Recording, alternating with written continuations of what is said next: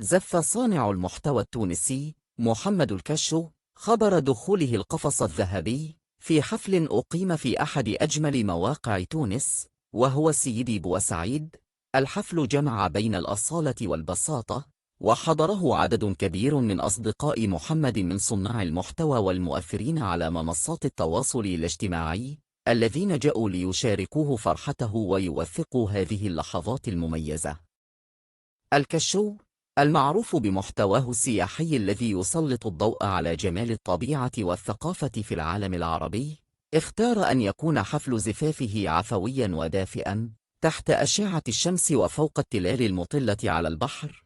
وفي ختام الحفل، تداول أحباؤه ومتابعوه الكثير من الصور والفيديوهات التي عكست فرحة الكل بهذه المناسبة السعيدة. مبارك لك يا محمد، ونتمنى لك حياة زوجية ممتلئة بالحب والسرور.